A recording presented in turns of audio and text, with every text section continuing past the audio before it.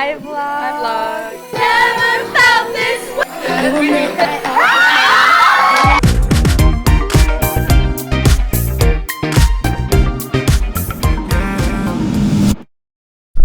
Good morning, everyone.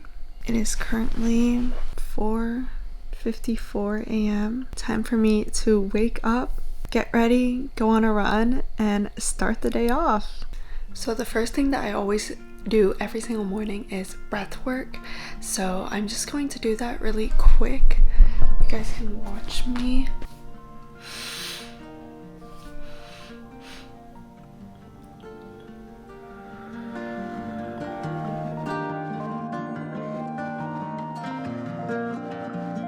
So, slight change of plans. I didn't realize that it was raining outside and I was going to go on a long outdoor run today, but because it is raining and also it's around 20 degrees, I don't want to get sick. So I'm probably going to go to the gym, run a shorter run, maybe around 4 miles, and then hit back and buys after that. Harvard's gyms don't open until 6 a.m. so I have an hour to do a little bit more work than I usually do.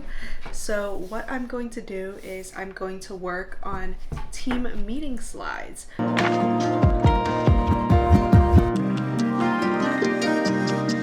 Just finished my team meeting slides. Now it is about to be 6 a.m. so I'm going to go ahead and walk to the gym.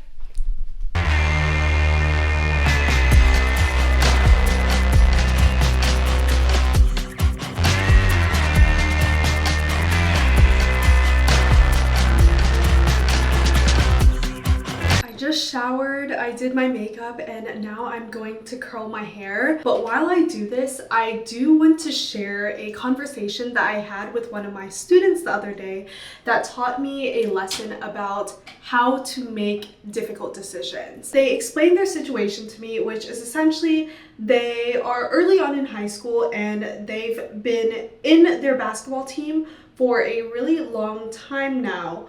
But what they realized is that they're actually more passionate about engineering, but they don't necessarily have enough time to pursue this passion. But they didn't want to quit their basketball team because they felt like they've been in their basketball team for so long, despite not really being passionate about basketball. I asked them, what are you afraid of? This student told me that they were afraid of letting people down and essentially giving people an idea or the perception that they were a failure or that they were giving up. What I told this student was, when you're faced with a hard decision, which in this case was to stay on the basketball team but give up your passion of engineering, or quit the basketball team and pursue this passion of engineering but potentially fail by initiating some type of passion project, what you have to do is you have to choose the scary decision over the dangerous decision. And what this means is the scary decision would be essentially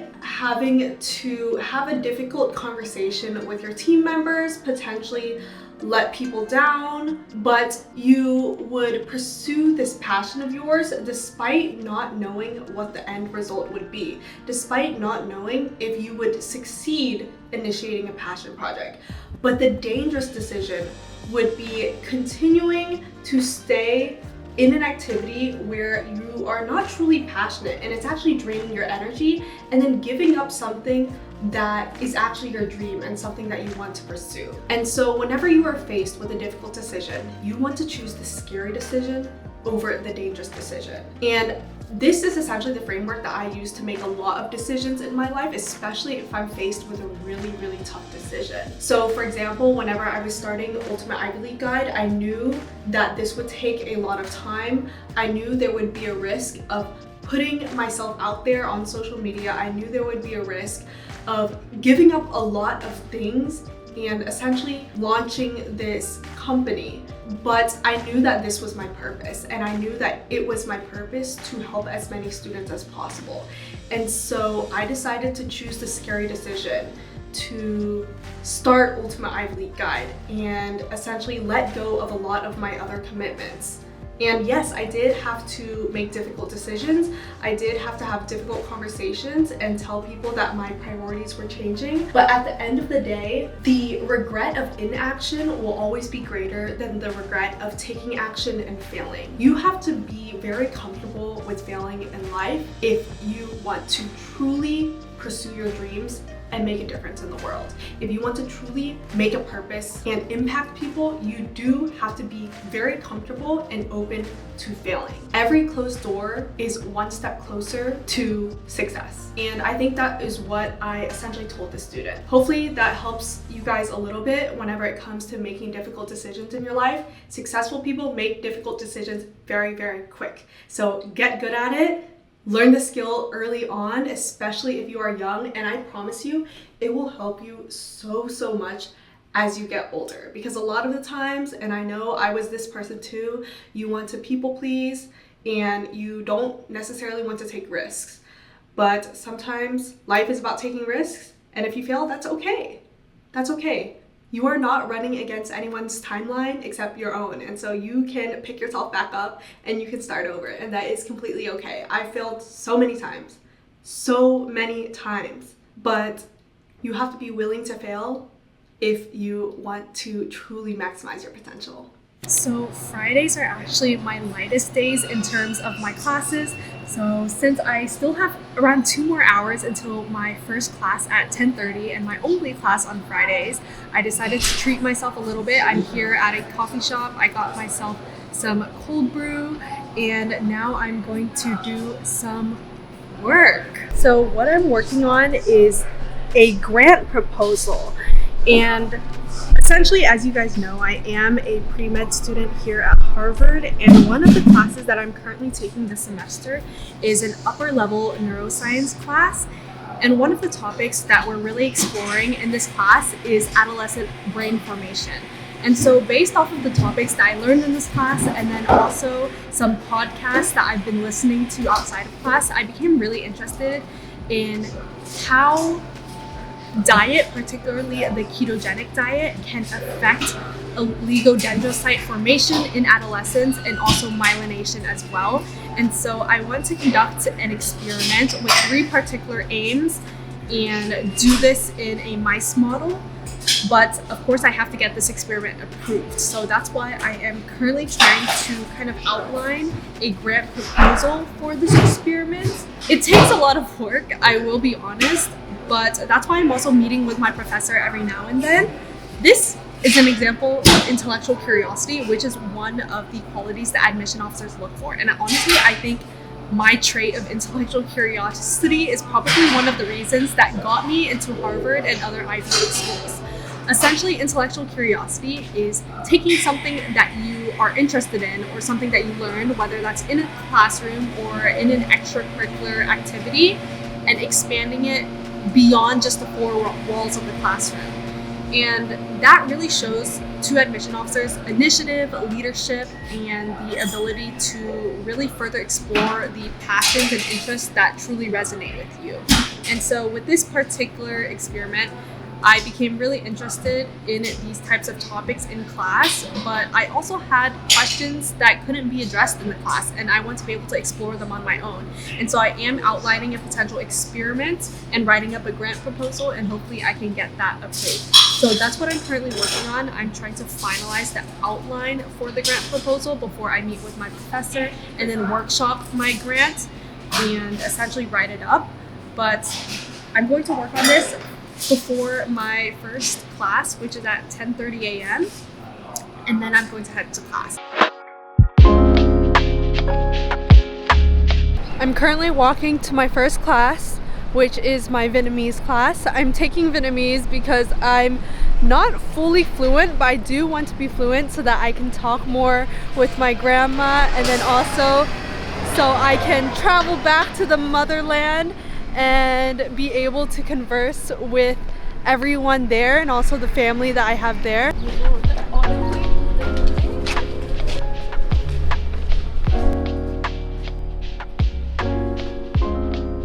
Okay, so I'm currently at Kirkland House. I'm getting lunch with Michelle and Chelsea here.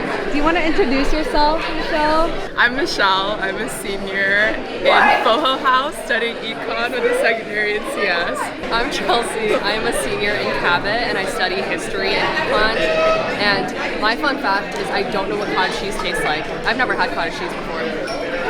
You want some? No, I'm like snotty. I don't want to give you my germs. Michelle and Chelsea are both in Oasis with me, so I've known them for a couple years now. They inspire me so much. Gonna eat lunch. Bye.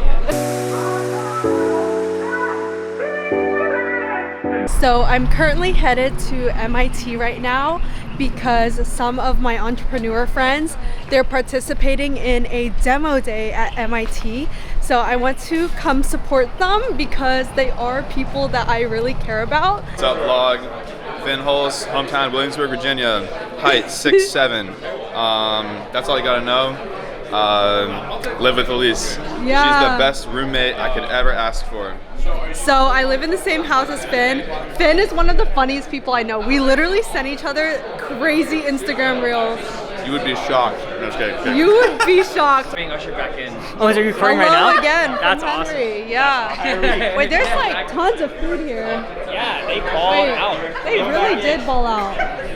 Honestly, I might grab some more food because this looks amazing actually. Hello, my name is Eiley. I'm a Hacker House mommy. Yeah. I don't know what that is. We're roommates. Me and Eiley are roommates, essentially. Yeah. And I do startup operations, growth, hopefully running my own thing. Yeah. And then what about you? Sure. Hi, I'm Rachel, currently living at a hacker house as well with Eiley and Elise. I work in VC and I love the startup innovation space and I love being with Elise, my matcha queen. She's living on a matcha farm. Maybe. In September. She loves matcha. Let's get started. Hi, everyone. My name is Henry Sabin, and today I'm going to be talking to you about my startup, Convi.io.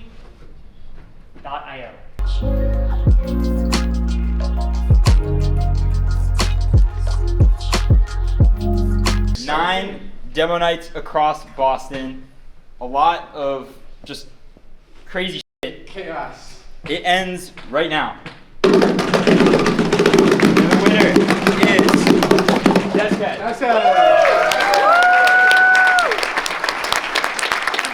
Wait guys, Finn literally won. I'm so proud of him. Oh my god, Finn is... I'm gonna go say hi to Finn. Finn! Wait, you freaking won, bro. Yeah, apparently, bro. What's up? You guys got a sneak peek at the preview, the post-game interview. Got any questions? I knew Finn got this, bro. I'm so proud of you. Wait, are you guys taking a photo together? So I just got back from the demo event at MIT. That was so fun. I checked in with one of my managers. So I check in with my managers multiple times a week just to make sure that everything is going smoothly, that students are getting the results and the service and the help that they need, and that we are continuing to operate amazingly as a business. And in addition to that, I also met with my co-founder as well. We kind of talked about next steps in terms of content strategy. So what I'm going to do for the next hour is I'm going to script some short form content as well to provide as much value for you guys as possible, especially nowadays with the changing political landscape, how that's affecting international student admissions. I'm very aware of that. And so I want to be able to communicate that knowledge to you guys so that you guys know how you can really tailor your application strategy in order to help you as much as possible despite everything that's happening. So you guys are always on my mind. I'm always thinking about how to integrate as much value into my content as possible. So I'm going to go ahead, lock in for the next hour, script some short form content so that it is ready to film whenever I get back from my Oasis retreat tomorrow. Okay, we're currently at Harvard Kennedy School. But can you guys kind of like explain what Songkran is? Yeah, so essentially Songkran is Thai New Year's, and what we do is we like splash water on top of each other. So you'll see a lot of videos in Thailand, they have like these epic water parades, so yeah. We unfortunately don't have any water to splash, but we have like this. No, this is amazing. So, thank you so much. Wait, what number did you get? I got number 5. 5. So you win some cool, authentic Thai snacks. Please feel free to Oh, shoot. Wait, guys, I just want some snacks. Which one should I choose? What snack would you like? Do you need like recommendations or anything? Yeah, can I get some recommendations? Yeah. Do you like spicy or not spicy? I like spicy. You like spicy? Okay, let's see. Low key, you should really try these.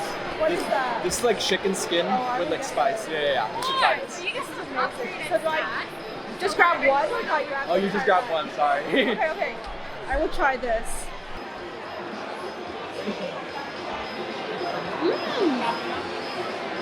This is really good. It's good? Yeah. Nice. I'm just holding it. You should try some. I got 2 beers to go. Damn, y'all slammed this. This is my friend Kyle, and that's my friend Dan. How is it? How's what? Very good. Wait, let's share mine. What is that? Was this spicy? Yeah. No, not my beer. Don't my beer. Running? Yeah. We're currently in the car. We're driving to our Airbnb. Jasdeep here is driving. Wait, everyone say hi. Hi. So we're headed to Oasis Retreat. Essentially what Oasis stands for is the Organization of Asian American Sisters in Service. Then turn right on Street. We have retreats every semester. So this is our spring retreat with the new Puddles, aka members. So this will be exciting. Use the left lane to take the Massachusetts Turnpike ramp. We just got here. Wait, this is so exciting. Hello! I am vlogging today. Hello! Wait, everyone is here. Wait, not everyone. We're missing about a fourth of the people. Okay. Hello. Why is everyone doing work? We're pulling up the $3,000 camera. Yeah. Is this vlogging?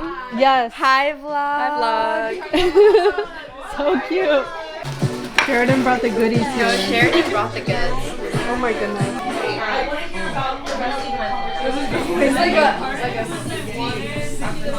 On the floor, I like to dance. Give me more. Let's do this one more time. Oh shit. It was the last Monday and night.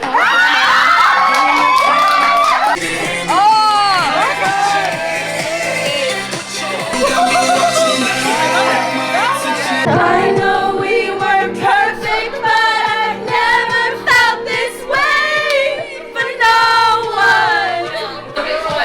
It's almost midnight, but we're going to stay up a little bit. I'm going to mess up my sleep schedule tonight because we're having a good time. I believe we're about to play some games. This is my wonderful girlfriend, Krupali. Hi guys, my name is Krupali. I'm a sophomore at Harvard and I am amazing at everything that I do and I'm gonna be famous and hopefully the president one day and you guys can say, damn, I saw her in Elise's video, she's so fucking cool. That's amazing. What? That was such a. I'm so sorry good. that I'm so good at this. I was a YouTuber in a past life. Like, subscribe, and comment from my girl Elise. Yes, thanks so much for joining. Like, subscribe, comment down below. Bye.